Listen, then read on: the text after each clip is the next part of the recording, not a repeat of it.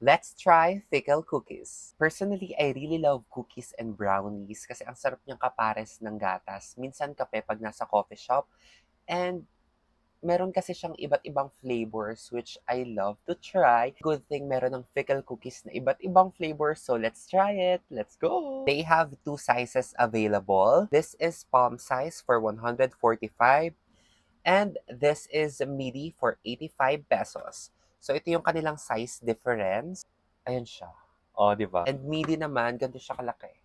Grabe dito palang ang bango na at nakakatakam na talaga siya. They have 18 flavors. And wait, there's more. They also have the nibblers, which is mas maliit lang siya pero marami na siyang laman and marami siyang flavors available. For their nibblers, they have 5 available flavors. Nainit ko na siya, so tikman na natin. First is the ube sorbetes and nadurog na siya kasi sobrang lambot niya after kong iinit. Oh my God. Oh my God, ang sarap. Lasang-lasa ko yung ube and then ang creamy. It has white chocolate taste. Grabe, ang sarap. Ganito siya kalambot. Boosh. Again, this is ube sorbetes. Si oat Tally Healthy. Gawa siya sa oats. Ang sarap din niya. Ang lambot. Ang sarap. Meron siyang cranberries. I like the combination. Ang sarap ng butter na ginamit dito. Grabe. Perfect. This is PBH. This is peanut butter cookies naman with honey. It's crunchy siya. Grabe, ang nostalgic ng lasa niya. In fairness, ang sarap. This is Scarlet Smudges, and it's a red velvet cookie. Ang sarap din. Oh my God. Ang sarap. Nakulangan ako ng creaminess dun sa cheesecake. This is Milo Overdrive. Let's try it. Ang lambot. Hindi siya lasang Milo, but I can feel the chocolatiness. Parang, alam mo yung premium cacao. Ganun yung feeling. I love it. Next is Holy S'mores Oreo.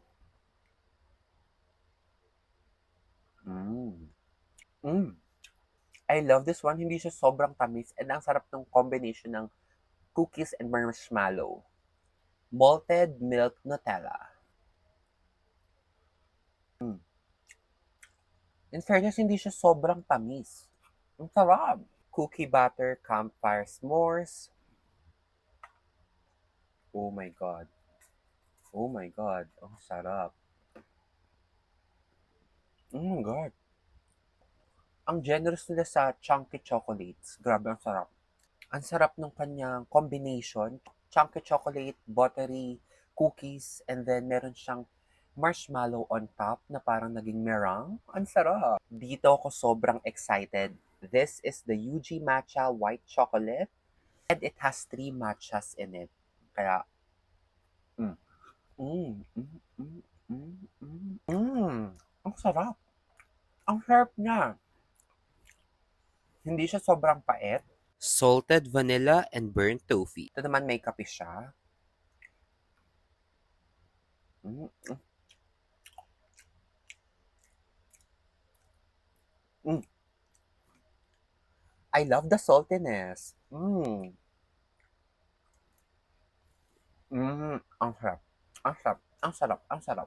Of course, how we can forget the classic dark chocolate cookies.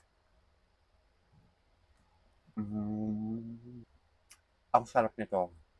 Ano yung classic taste ng cookies and then dark chocolate na hindi sobrang tamis. Ang sarap. This is white chocolate macadamia crunch.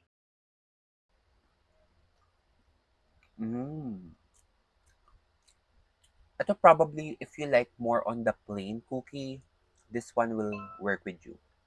Lastly, the chocolate cacao nib brittle.